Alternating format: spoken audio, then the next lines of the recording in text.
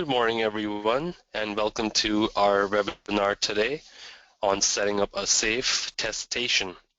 I'm your host, Syed Abidi, one of the applications engineers here at Associated Research, and also joining us today are Bishan Patel, who is the other applications engineer, and our organizer, Alison Oba. So you can see the picture of our team today on the screen. And before we get into the meat of the material, I'd like to go over some webinar notes with you, some important stuff that will help you throughout this webinar. So starting with, as you all already know, just like with all other webinars, we have a Q&A utility which you can utilize to ask us any questions concerning the material being presented. Any questions relating to the running of the webinar, audio, visual, can be addressed to our organizer, host, Alison, through the chat line. This webinar is also being recorded and will be available to view usually within a day on our website. And if you would like to obtain a copy of this presentation, feel free to email Alison at the following email, alison@arisafety.com.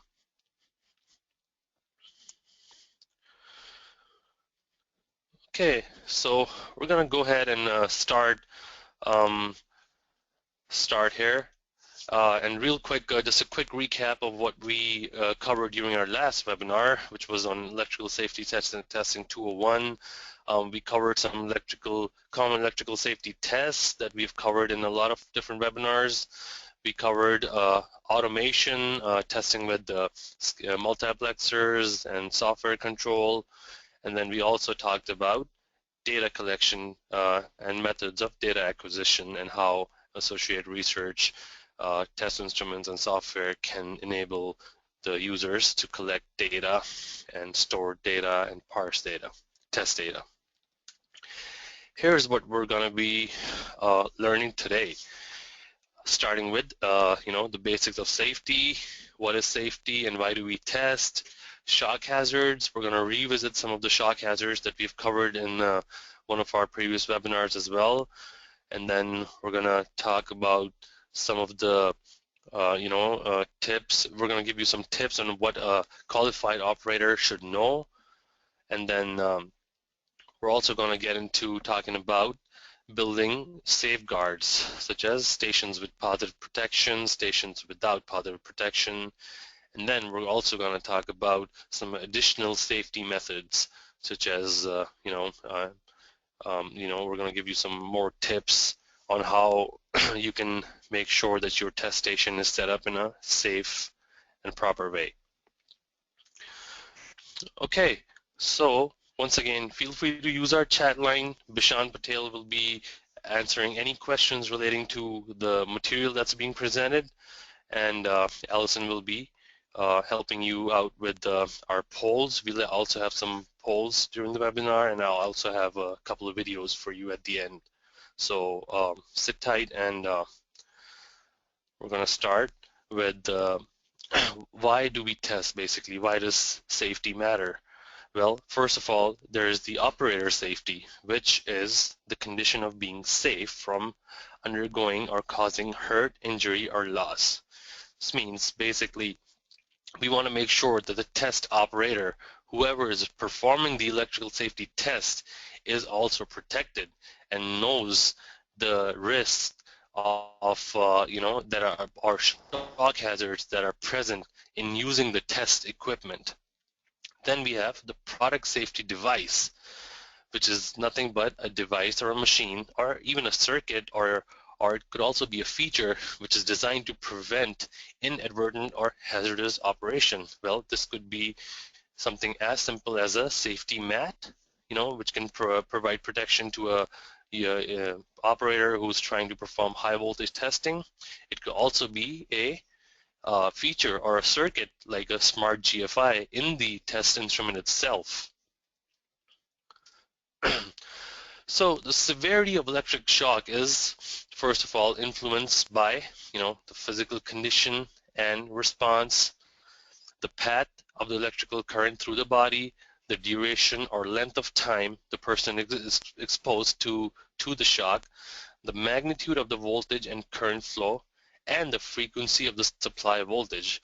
Of course, we're talking about, the topic for this webinar is setting up a safe test station, which means it's all about safety. We're trying to make sure that the test operator and the test station that will be utilized by the operator to perform electrical safety tests, it should be a safe test station, and the operator is provided with all the protection necessary to keep the operator safe when the operator is using, electrical safety test equipment.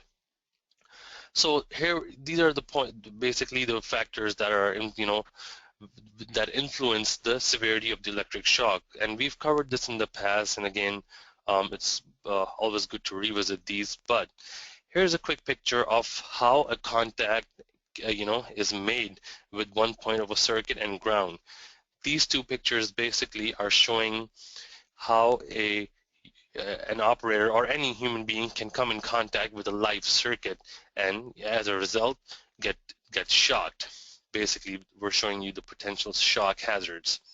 Well, in the picture on the left, a contact is made with a hot metallic part while the person is at ground potential. So what's going on here is that person is providing the path for the electric current to flow through the human body back to the ground. Whereas on the right side, when the contact is made with 2 points of a live circuit, what happens is that the electric current, the human body is providing a path for the electric current to, to flow through it and back to its source. So those are just two types of, two possible types of basically contacts that can result into electrical shock. Here's again a quick chart that we've shared with you during our quite a few different webinars in the past, and I'm not going to go over into a lot of details, but this is basically what goes over and tells you the values of currents and the effects and the reaction of human body. And again, this presentation will be available to you, so you can feel free to reference to this chart anytime you want. Human body resistance, we're going to talk about how a human body basically, what kind of resistance does a human body provide to the flow of electrical current? Well, once again, since we've covered these in the past, I'm not going to spend too much time here, but what's important to know here is the outer layer of the skin of the human body provides the largest resistance, and skin itself has a breakdown voltage at which it is simply punctured and it only leaves behind the lower resistance body tissue to impede the flow of current, which basically can result in a fatality as well. Again, these are quick examples of how how current can take different paths through the human body and what kind of resistance that part or that path will offer to the flow of the electrical current, and how much electric current can flow as a result of that much resistance. Simply using Ohm's law, we can see that the three different paths the current can take can result in three different values of the current, which if you go back and refer to the chart that we just quickly looked at, these current values are quite high up there and can cause some serious damage.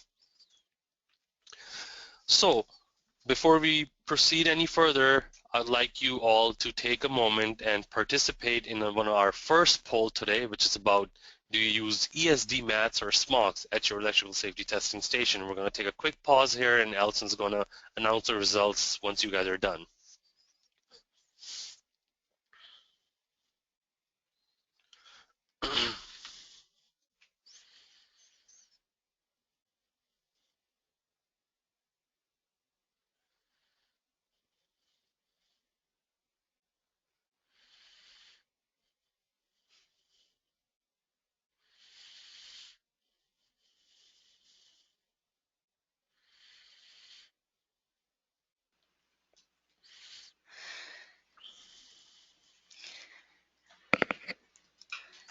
Hi everyone, thank you so much for participating in today's poll. Do you use ESD mats or SMACs at your electrical safety testing station? 43% of people reported that yes, they do use an ESD mat while safety testing. 7% said that they use an ESD SMAC while testing. 11% said that they use both, and then 39% said no, I do not use ESD accessories while safety testing. Thank you so much for participating. All right, thanks a lot, Allison, for sharing the results with us. And again, thank you guys for taking a moment to participate in this very important poll question that gives us some really good insight of what you guys are actually doing out there. So before I go any further, based on the answers, one quick point that I want to make here is when we talk about electrical safety testing, we're talking about tests such as ground bond, ground continuity, high pots, insulation resistance, in some cases line leakage if it's required. And especially with high voltage testing, what we always recommend our customers and users of our equipment is that electrostatic discharge mats or SMOCs do not go. ESD just does not go well with high voltage testing. Why? Because ESD essentially puts the operator at ground potential. And with high voltage testing, you don't want to be at ground potential. You don't want to be a part of the ground circuit because any discharge will then, you will become a part of the path that the your current takes to discharge any device that's being tested. So again, I'll repeat myself here because this is very important, especially in terms of high voltage testing. ESD and high voltage testing does not go together. Make sure you're not using any ESD protection, wearing smocks or mats when you're performing high voltage testing. Okay, so next we're gonna start covering some things that we feel that a qualified test operator should know. And again, these are important things that will protect the operator from any potential shock hazards as well as anyone else in the test area. So first things first, well, you gotta, when you're using a piece of electrical test equipment, you should be able to determine if an exposed conductor is energized or not. And how can you do that? Well, the best way is to visually have an indication, and then that ties back to the type of electrical safety tester that you're using. Should clearly have a LED indicator or a flashing light or some kind of high voltage flashing sign that indicates that the instrument is outputting, it is energized. So in this case, on the picture on the left, you're seeing the Associated Research Omnia 2 electrical safety compliance analyzer. And anytime this instrument is outputting a high voltage or a high current, these two lights or LED indicators are blinking, flashing, meaning that the instrument is energized. These ports, some of the ports on the front or the back are energized, and the instrument is outputting a high voltage or a high current, depending on the test type. On the picture on the right, excuse me, the second point shows that what basically this is telling you is that the operator should know how to use the equipment, meaning that first of all, the operator should know what the test equipment that he or she is using is capable of outputting. What are the input specs? How much current does it utilize? What kind of power requirements does the test instrument itself have? And what kind of shock hazards can it pose? So basically, read the specifications of the electrical safety tester very carefully, read the user's manual before you start, actually operating the instrument. Then, what else is important? Well, understand approach distances and corresponding voltages. What that really means is that the operator and everybody in this test area should be aware what are the safe distances to be within the test station, and how close can they be to the test instrument itself to be, in order to be at a safe distance, and also know that what kind of outputs is the test instrument capable of. For example, associated research, we develop test instruments that can output anywhere, from up to 20,000 volts AC or DC. Now that's a very high voltage, and getting exposed to such high voltages can be very, very dangerous. So it is the duty or job of the test operator to make sure that the test station is set up in a way to make everybody else aware in the surroundings what are the shock hazards or safety hazards associated with the test station. Next, the operator should understand the relationship between electrical hazards and the possible injury. Well, that ties back to what we just covered in one of the previous slides, where we talked about the you know the effects of different levels of electrical current on human body, and also what they can do to the human body. Um, we know that we looked at some examples, and we saw that small currents in the range of about zero point 0.2 to zero point 0.5 amps can cause some serious damage. So that's something that the test operator should be aware of. And you know same thing goes with how the operator should know the safety features of the equipment and how to utilize them. The safety features on a test equipment are there for a purpose, and the purpose is simple: to protect the operator, the user who's going to be utilizing those test instruments. So, Associated Research has test instruments that have some internal built-in safety features, such as smart GFI, interlock, and automatic discharge. Excuse me. So it is the job of the test operator to make sure that they're reading the instrument user's manual and all the safety features that are available, and utilizing these features to the best of their knowledge, to make sure that they are safe and everybody else around them are also protected. Well, here's another example of some accessories or personal protective equipment, what we call PPE for short, how they can be used to protect the user and others, in the test area, starting with safety glasses, high voltage insulation boots, high voltage gloves. A lot of people, prefer, depending on the test environment and the type of test they're running, these PPEs are and can be utilized. Um, Another thing, a very important thing for a test operator to be aware of, is that the operator should know the methods of release for victims who are being shocked. Basically, if the operator encounters somebody who's getting electrically shocked, what should the operator do?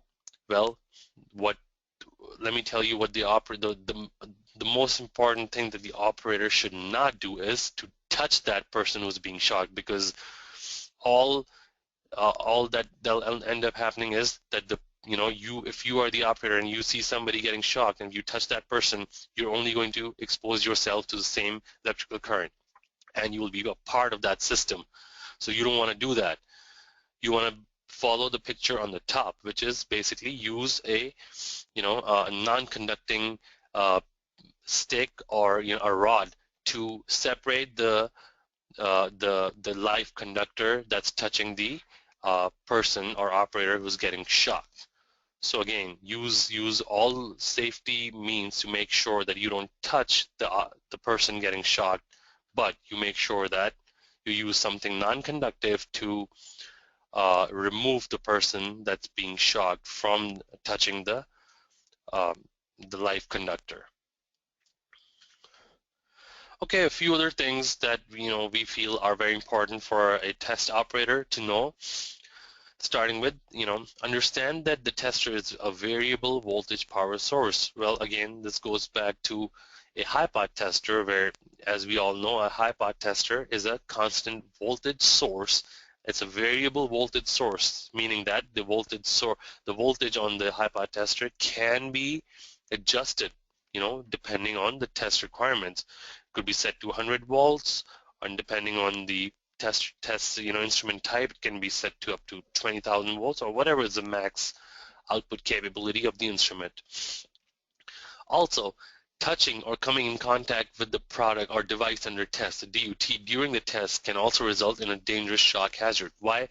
Because again, think of a high-pot test where the device is being charged up, a very high voltage is being applied between the mains conductors and the non-current carrying conductors of the device.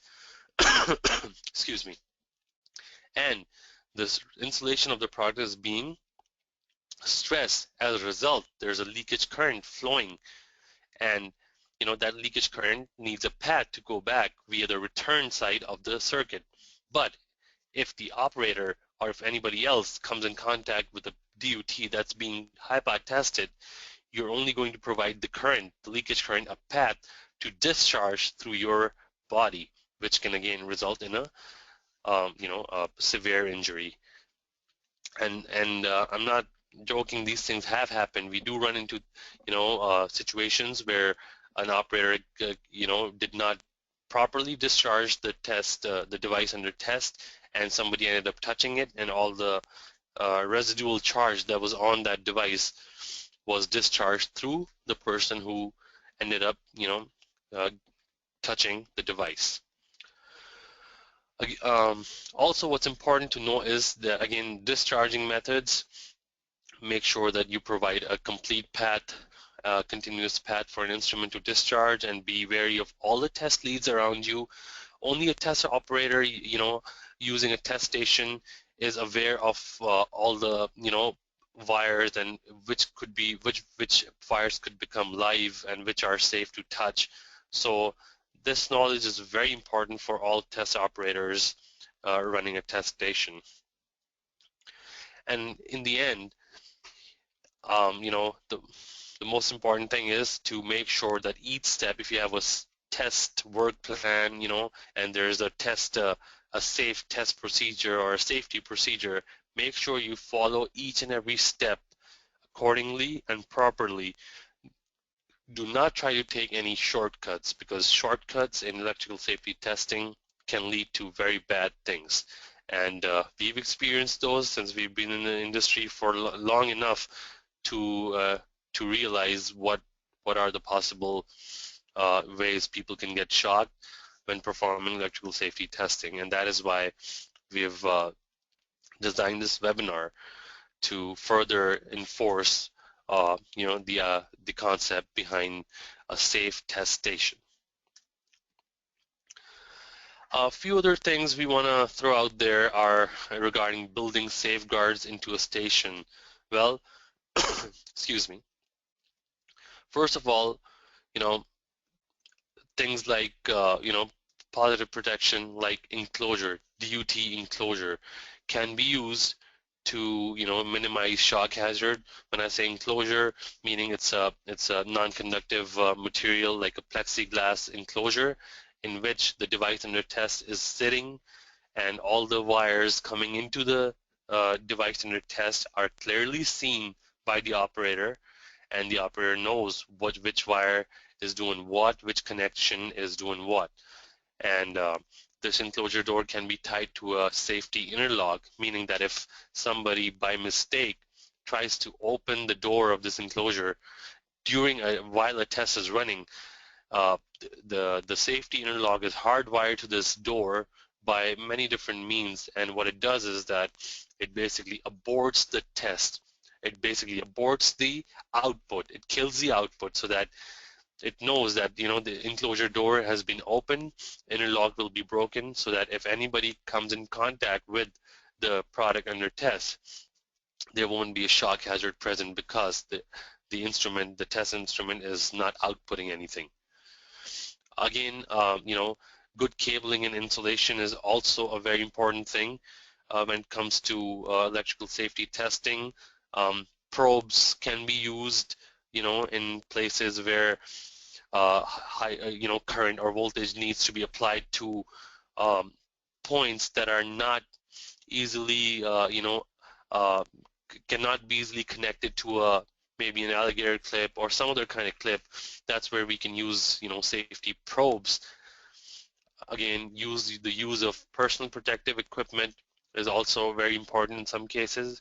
And another thing that's very important is to be aware of all nearby hazards, which means using, different types of signs, warning signs, or signal lights and high voltage signs, and to make sure, and which are clear to everybody around where you are setting up your test station. So everybody in your facility knows what's going on here, what are the possible shock hazards, and what they need to do to make sure they're safe. Here's a quick picture. This picture is basically showing a safe test station. And what's going on here is that you can see the operator labeled C is using the electrical safety test equipment, and the label H is basically a DUT enclosure, a safety enclosure inside which the product under test is sitting. And different labels such as F is a e-stop switch, G is a warning, high voltage warning sign, D is a safety mat, and then if you can see that it's also showing the minimum safe distances for others in that, who are working in or near to the uh, test station. So as you can see, the distances are mentioned here. About 10 feet is the minimum distance. And these numbers are coming directly out of test standards that are there, like ULEN or IEC standards that are there, and that define, setting up a safe test station. So these numbers again are not coming from us, but are coming from actual test standards. As you can see, this is one example of a safe test station. Here's another example, but what's going on here is that this station does not protect the user from touching the device under test. Why? Because the um, the test in the basically device under test is not sitting inside a enclosure, a safety enclosure, like in the previous picture we saw that was using positive protection, meaning that even the test operator cannot, touch the device under test. Here, since at times the device under test is large enough so that it cannot fit inside some of the safety test enclosures that are out there in the market. So if that's the case, there's extra protection, extra safety method that can be utilized or put in place, such as, if you can see, there's a boundary wall here that's being utilized. Just because of the fact that the device under test is not inside an enclosure, you want to make sure that nobody else around you who's working around you or on the station next to you is close enough to the device being tested to pose a shock hazard. Again, we have the e-stop switch, we have the signal tower light, very clear warning signs for high voltage testing. The operator is standing on an ESD mat, but there's a boundary wall and there's a little gate with a big sign saying danger, high voltage, authorized personnel only. Basically, this is an example of a test station with no positive protection, but extra other means of protection are being implemented here, purely because the size of the device under test is just too large to, you know, uh, to fit inside a safety enclosure.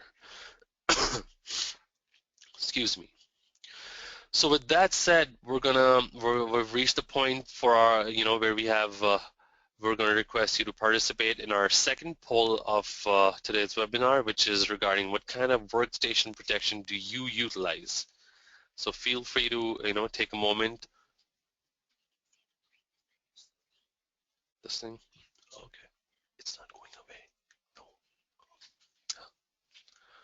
So we're gonna again take a short break and have you participate in this poll.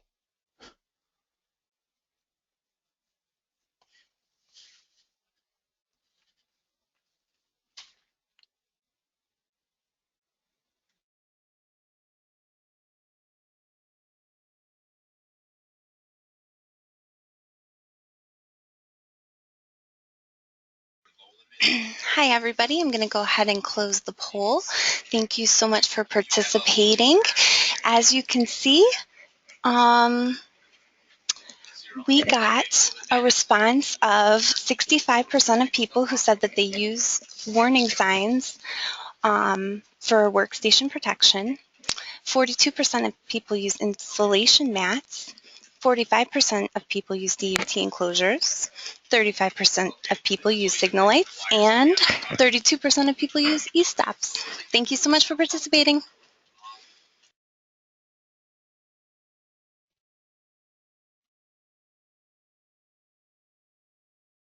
All right, Allison, thanks a lot for sharing those results, and thank you all again for participating in this, again, a very important poll question. And it's great to hear that, a lot of you guys are using some of the, things that we just discussed, such as, duty enclosures, signal tower lights, insulation mats, and other personal protective equipment. That's great to hear.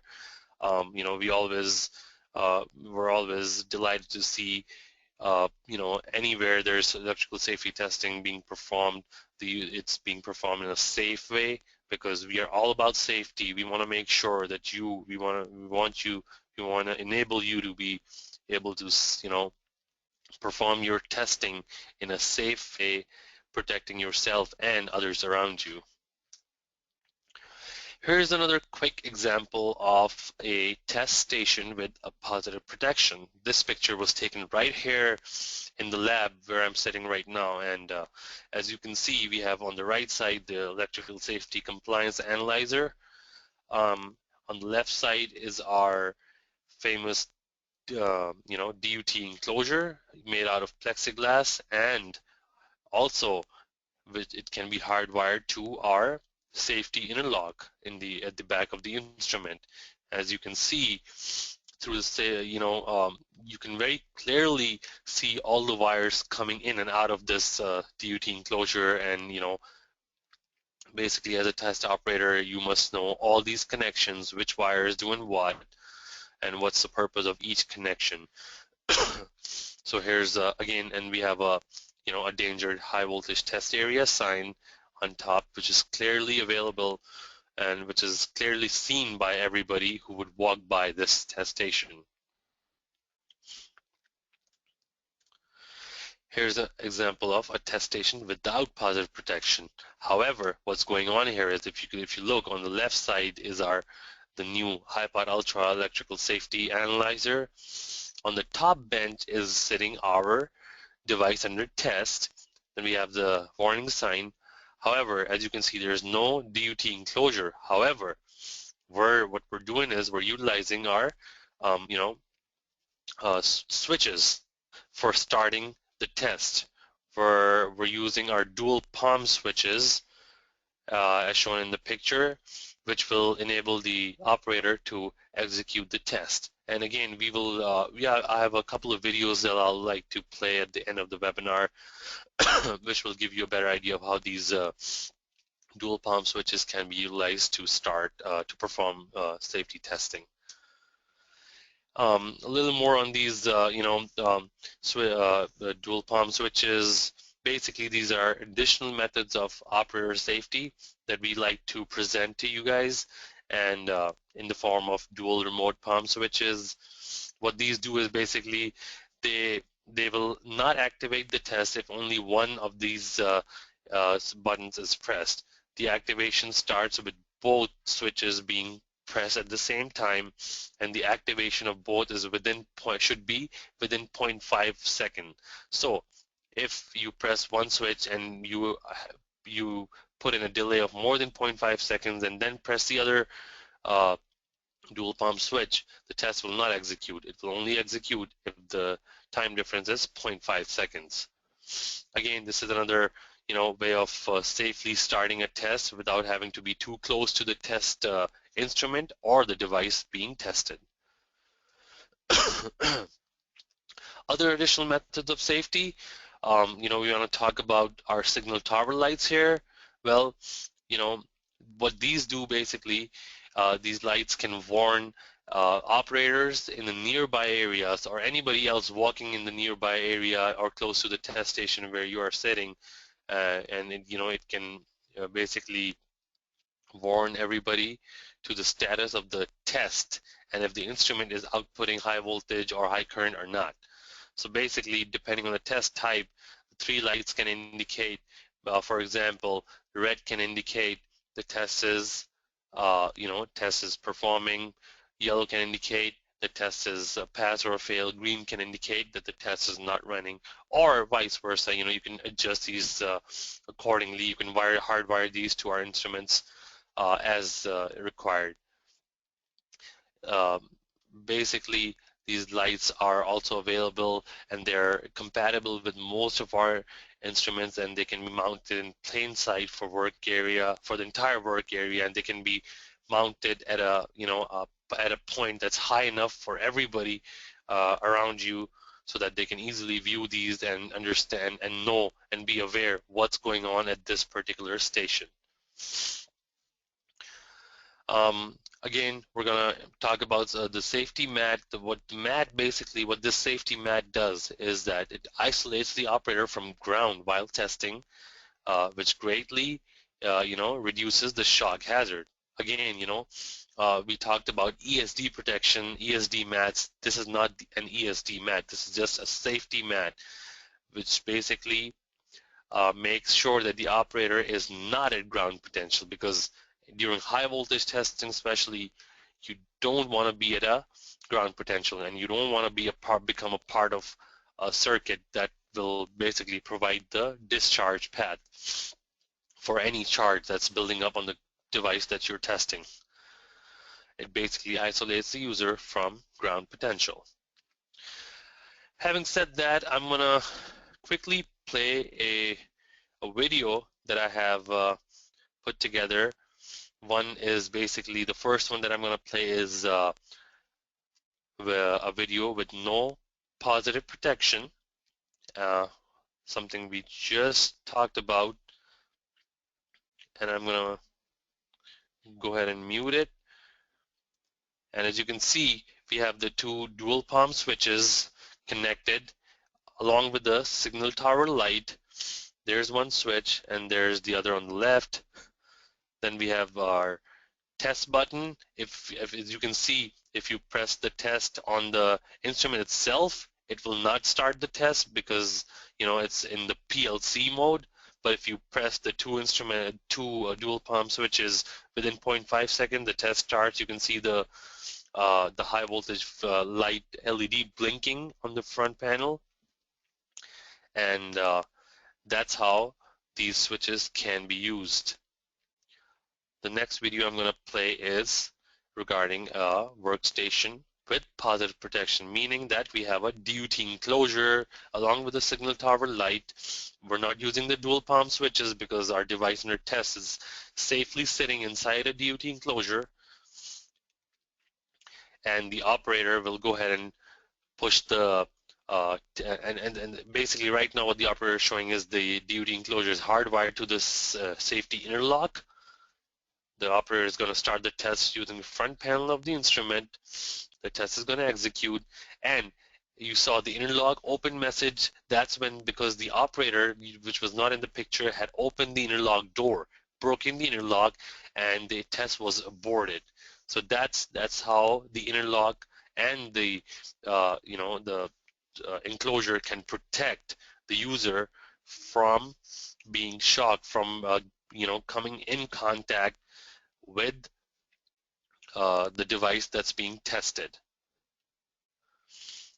So looks like we have pretty much covered the meat of the material that I wanted to go over today with you guys regarding, setting up a safe workstation or test station. However, there's a couple other things I'd like to mention here.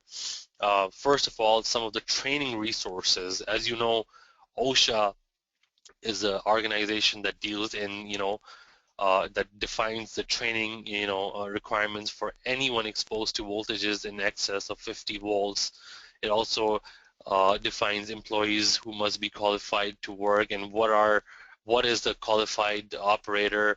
It gives a lot more details and a lot of tips and suggestions that we provided to you during this webinar were right out of some standards that OSHA has put forward and some other, safety standards. Similarly, the NFPA 70E standards for electrical safety in the workplace, this explains the reasons behind the rule and how to comply with these standards, safe work practices, personal protective equipments, and safe procedures for performing electrical safety testing.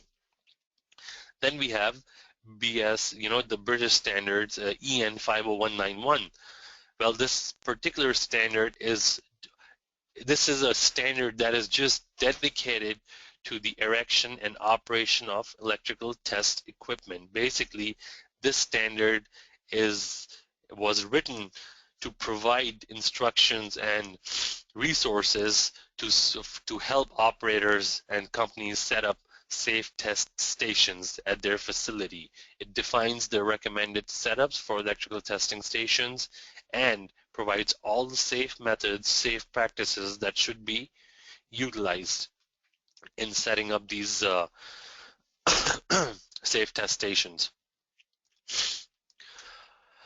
Lastly, we have something new that we've just come up with to help you or help our customers even more.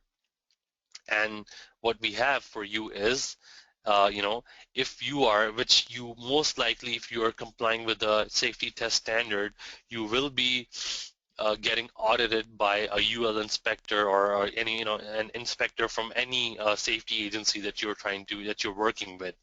So what we're trying to do is we're trying to help you survive that audit by coming up with a audit survival guide. What we basically have for you is a reference guide that will help you pass most of the audits that you are required to go through. Also, what we have is you know an installation operation qualification procedure. Basically, what this is that we we know that a lot of our customers, especially medical and some non-medical customers, are required to perform IQ/OQ instrument qualification and installation qualification and operation qualification. These are very tedious procedures, and I know this because we deal with them every now and then. We have big medical customers who are required to perform these procedures before they can put in place a test setup or test equipment or test software. So in order to help you guys with that and make your IQ/OQ procedure easier, we have come up with again a help guide. Basically, what we do is that we provide you with some detailed information and some methods of running this qualification specifically on our equipment, on our software, on our electrical safety testers. At this at this point, as I speak, Allison has already provided you guys with a link that you can click and learn more about this program that we're offering right now. So I would highly recommend that those of you who are getting audited every now and then, and those who are required to perform an IQ/OQ procedure on their, before they can implement their test equipment in production, please do visit this link and to learn more about this, and you can actually access these documents for free right now. We're offering this for you guys as a promotion, and we want you to take full advantage of this offer, this great offer, because I know how much, and most of you who have gone through these audits and these IQ/OQ procedures, you know the pains that you have to go through in performing these procedures, and as our valued customers, we want to help you as much as we can, and, so that you can survive these audits and you know perform these IQ/OQ procedures, make your IQ/OQ procedures easier than what you have been doing. So again, take full advantage of this offer. Click on the link and learn more about it. If you have any questions, feel free to ask us, and we'll be more than happy to help you out. So that kind of brings us at the end of our webinar material. And again, if you have any questions, you can contact Allison at allisono@arisafety.com. Check out our website at arisafety.com for more information. Follow us on social media. We've got LinkedIn. We've got a link for YouTube and Twitter as well. So follow us on these social medias. And once again, I'd like to thank you all for patiently sitting through this webinar, and hopefully the material that was presented to you was helpful. It gave you some good knowledge on the topic, and would help you in setting up a safer test station at your facility, and also help you in being safe when you're performing electrical safety testing. At this point, I will leave the webinar open for a few minutes for any quick questions that you guys may have for now. Otherwise, again, our chat line is there, and you can email us with any questions as well. So I'll leave, I guess, the next 5 minutes open for any questions that you may have.